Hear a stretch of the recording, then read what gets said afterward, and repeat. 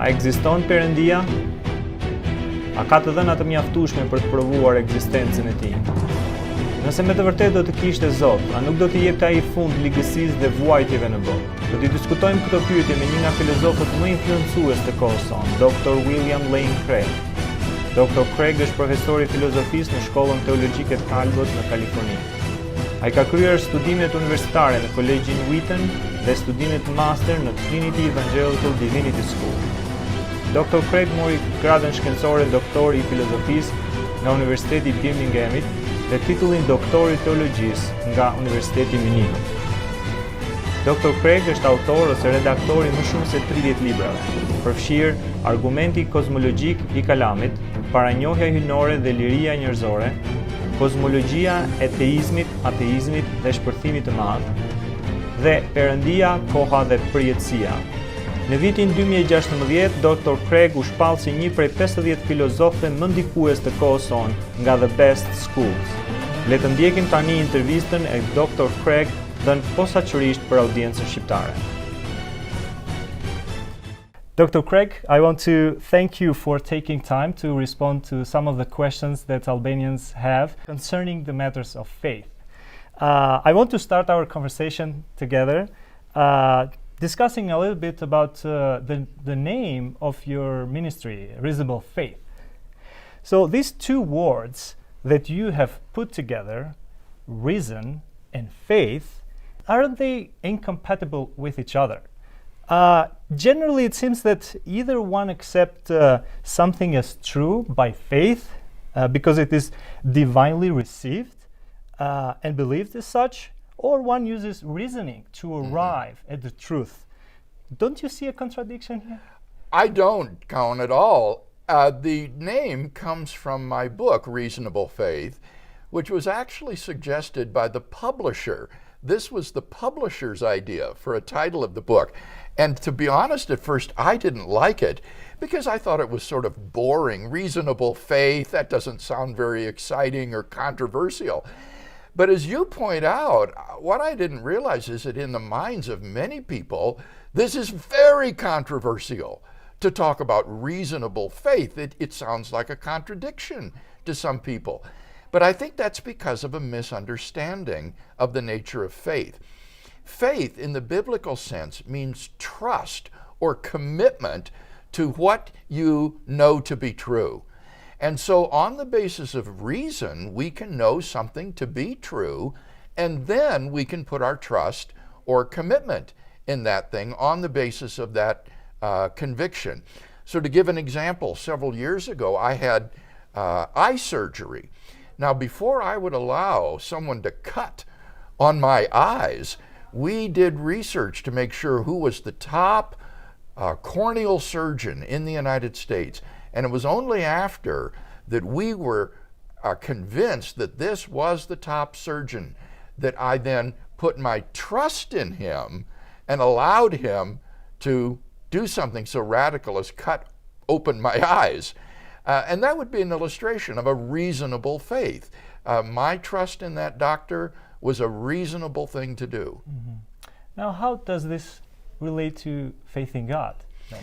I think that faith in God is very reasonable. I think that the view that God exists explains a wide range of the data of human experience. And moreover, I think that the historical evidence concerning the man, Jesus of Nazareth, gives good grounds for believing that God has decisively revealed himself in the person of Jesus of Nazareth, particularly by raising him from the dead. And so on that basis, I think that it's extremely reasonable to put one's trust in Jesus. Now, I've been following your debate, and there is an atheist and you that you are debating. But the basic questions that I will have is concerning this topic, does God exist? About you have even written extensively. Who do you think should bear the burden of proof? Is the theist who should prove God's existence? Or is the atheist that should give evidence for God's non-existence? What do you think? This is a very crucial question. I participated in 8 years of high school and intercollegiate debate competition. And the way the debate resolution is usually stated in academic debates is as an affirmative proposition, resolved that the United States government should give more military assistance to other nations, for example. And in that case, the person supporting the proposition has the burden of proof to support the resolution. But when the statement under debate is a question, not an affirmation, like, does God exist? Then both sides bear the burden of proof for their respective answers to the question. And so that is why you may have noticed I always have the debate proposition framed as a question so that both sides have to share the burden of establishing their case for their answer to the question. Dr. Craig, how would you respond to someone who says, if God exists, why does he hide himself? I would say that God has given ample evidence of his existence in such facts as the origin of the universe at a point in the finite past, the fine-tuning of the universe for intelligent life, the applicability of mathematics to the physical world, the objectivity of moral values and duties, and the resurrection of Jesus from the dead. I think that gives ample evidence for belief in God's existence. And I don't think that the atheist can therefore complain that God has not given sufficient evidence of his existence. And if the atheist would demand, well, why doesn't he give more evidence of his existence? He could have made his existence patently obvious by, say, writing his name in the stars, God exists, or something like that. I would say in that case, God knows how much evidence to give to allow free people to make a rational decision as to whether they want to trust him or not, and that it's perfectly plausible that God knew that if he gave any more evidence of his existence, it wouldn't do any good in bringing more people to a saving love relationship with God. They might believe that God exists if he wrote his name in the stars. They might add an additional item to their inventory of things that exist. But that's no reason to think it would produce a love relationship with God, which is what God is really interested in. He's not interested in just getting people to believe he's there. He's interested in having a love relationship, a saving relationship with people. And I think it's very plausible that God knew that the provision of more evidence, in addition to the evidence we have, wouldn't have done any good in bringing about a greater love relationship between people and himself. I want to respect one of the main concerns that those who reject the existence of God bring, and that's the argument of evil and suffering in this world. And if I would put in premises, it will go like this. If there were a God, then he would have put an end to the suffering and evil in the world. We all know that suffering and evil exist, therefore it follows that God does not. Do you find this argument convincing? I really don't. I understand the emotional force of the problem of suffering and evil. There's no doubt that this makes it emotionally difficult to believe in God. But when I assess this argument as a philosopher, I think that that first premise lays a burden of proof on the atheist that is so heavy that no atheist has ever been able to bear that burden of proof. The atheist would have to prove that it's either impossible or improbable that God has morally sufficient reasons for permitting the evil in the world and for waiting to bring it to an end. I see no reason to think that he should have done so by now, rather than thinking that at some point in the future God will eventually roll up the scroll of human history and the suffering and evil in the world will then come to an end. So I remember who has the burden of proof here to support the premises. This is an argument from the atheist. And so he needs to give a good argument to think that if an all-loving, all-powerful God exists, he would by now have brought the evil and suffering to an end. And I see no way of proving such a thing. Now, in your book, Philosophical Foundations, that you co-authored with J.P. Moreland, Yes. In the chapter discussing the theories of knowledge, you write something along this line. If we are capable of knowing something, this presupposes a designer of the faculties that make knowledge possible. This sounds as if you would make from this an argument from knowledge for the existence of God. If that's the case, how would you phrase this argument? This is an argument that comes from the great philosopher Alvin Plantinga. And what Plantinga argues is that the best theory of how it is that we know something to be true is when our cognitive faculties are functioning properly in an appropriate environment. And he examines alternative theories of knowledge and shows their inadequacy. And the way in which he shows the inadequacy of these alternative theories is typically to conduct thought experiments in which all the conditions for knowledge are met on those theories, and yet it's obvious the person doesn't know what he believes.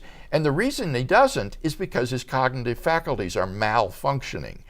And so Plantinga says the best account of knowledge will involve this notion of the proper functioning of your cognitive faculties.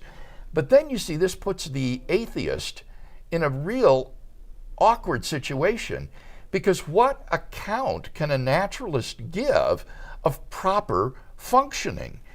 Proper functioning means something is operating as it was designed to function. And what that implies is that there is some kind of a designer of our cognitive faculties. And so Plantinga says his whole theory of knowledge is a sort of argument for the existence of God. In your writing, you also discuss the fact that some atheists deny the existence of God, not because they don't find arguments for God's existence, but because they do not want to accept the divine authority upon their lives. And you call this in your writings the cosmic authority problem. Proponents of this kind of atheism, which involves thinkers like Thomas Nagel, Yes. explicitly state that they do not want there to be a God. Now, how would you explain this? Are there different levels of atheism? Or would you say that all atheists do not want there to be a God, and Nagel is among those who courageously admits that? I would not say that. I think it's very dangerous when we try to psychoanalyze our opposition. I think that rather we should leave their psychological motivations to them and God to work out. And what we do is simply respond to them at face value. If they give us an argument, we should respond to the argument by saying, this is why the argument fails. We should not say, well, that argument is just a smokescreen. Your real reason is some psychological motivation. I think we should not do that. Mm-hmm. In the case of people like Thomas Nagel, you see, he has said this explicitly. And so that's quite different. There we're not psychoanalyzing him. Mm-hmm. Nagel has said, I don't want there to be a God. I don't want to live in a universe like that. And so that is a self-confessed kind of emotional rejection of God. Let us suppose that one agrees and comes to the point in accepting God's existence. Mm-hmm. Now, considering the old saying, all roads lead to Rome, can this not be an analogy for the different religions that exist out there? That these religions may represent different ways, but they all lead to the same God. I think that anyone who has studied the world's religions understands that that is not true. The world's religions make different and contradictory claims about the nature of ultimate reality. To take an example, contrast Buddhism and Islam, for example. Islam believes in the existence of a personal creator and designer of the universe who is perfectly good, before whom we are sinful, whose forgiveness we need, and in the absence of turning to him in faith, we face everlasting damnation. The Buddhist believes none of that. The Buddhist believes that reality is ultimately impersonal, that we have no soul, that there is no difference between right and wrong, and therefore there is no problem of guilt, nothing to be forgiven, and when we die, we simply return to the whole and are personally annihilated. So Buddhism and Islam have almost nothing in common, and therefore it's simply impossible to say that they both teach the same thing. Now, if the arguments for the existence of God that I have offered are sound arguments, they narrow down the possible candidates for the true religion to just a handful. They will eliminate not only atheism, but also polytheism, all sorts of pantheistic religions such as Hinduism, Buddhism, Taoism. They basically narrow down the options to Judaism, Christianity, Islam, and perhaps deism, a sort of religion of nature. And so that will be the choices from which you have to make your pick if these arguments for God's existence are sound. Okay, let's talk from there. Why should one choose Christianity then? Why is the Christian God more convincing than the deities of other religion, and we are talking now for monotheistic religions? Yes, that's right. I think you need to look at the person of Jesus of Nazareth to answer that question. Our viewers need to understand that Jesus of Nazareth is not just a religious figure in a stained glass window in a cathedral. Jesus of Nazareth is a real person of history whose life can be investigated by the ordinary canons of historical research, just like Alexander the Great or Julius Caesar. And the question will be, which of these religions of the world give the best account of Jesus of Nazareth? And here I think the Christian account of his life and teachings, and particularly of his resurrection from the dead, is superior to these other religions. Take, for example, Islam. Islam denies that Jesus was even crucified. It says in the Quran, they did not crucify him, neither did they kill him. It only appeared to be so. Well, this is a huge embarrassment for Islam, because the one single fact that is universally recognized by historical scholars about Jesus of Nazareth was that he died by Roman crucifixion. And yet this is the fact that Muhammad and the Quran chose to deny about Jesus, and therefore it cannot be an accurate, true understanding of who Jesus of Nazareth was, because it gets this central fact wrong. Mm-hmm. Could it be Judaism? That will depend then on if you think that Judaism gives an adequate account of this man, Jesus. Mm-hmm. Jesus had a radical self-understanding. He claimed to be the Jewish Messiah. He claimed to be the Son of God in a unique sense that set him apart from Jewish kings and holy men. He thought that he was the divine human Son of Man prophesied by the prophet Daniel in the Hebrew Bible. And he was eventually condemned by the Jewish high court in Jerusalem on the charge of blasphemy for making these claims, and then delivered over to the Romans for crucifixion on the charge of treason for making himself king of the Jews. Now, if that were the end of the story, then I think the Jewish person might be justified in saying this man was just another failed messianic pretender who got himself crucified by the Romans for his arrogant and blasphemous claims. But if, as the early Christians claimed, God has raised him from the dead, then that means that the God who was allegedly blasphemed by Jesus has publicly and unequivocally vindicated those allegedly blasphemous claims for which he was crucified.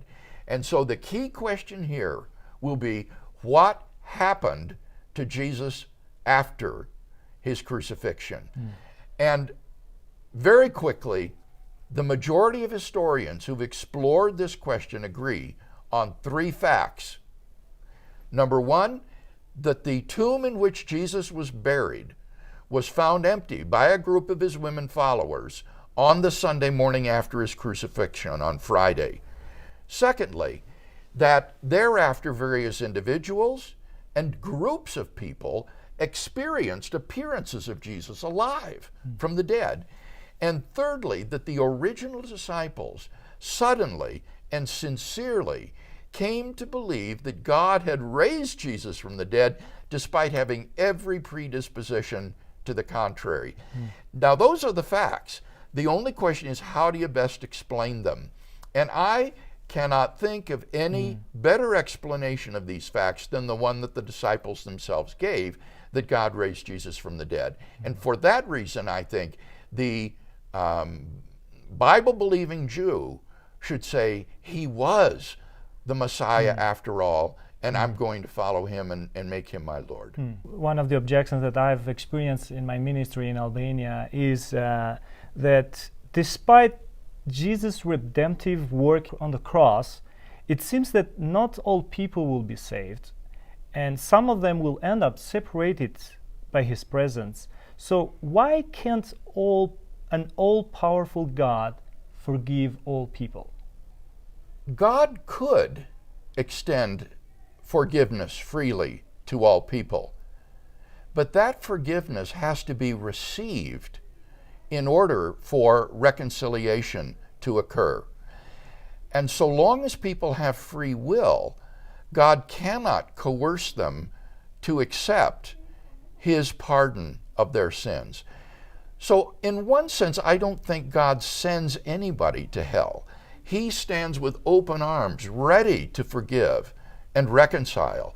But people freely and irrevocably reject God and so separate themselves from him forever. So in one sense, God doesn't send them to hell, they send themselves.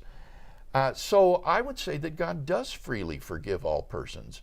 At least he offers that pardon to them, but it's up to us whether we will accept that grace and that reconciliation, or whether we will refuse it. Is it any final message, Dr. Craig, that you would like to address our viewers in Albania?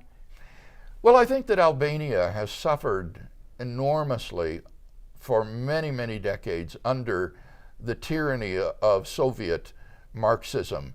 And as it emerges into a new century and charts a different way, I hope that Albanians will consider the truth of the Christian faith in contrast to the atheism that Marxism tried to cram down their throats for so many decades. It is a new era now, a new day, and the growth of the Christian faith throughout the world, in Asia, in Africa, in Latin America, is burgeoning. It is growing all over the world.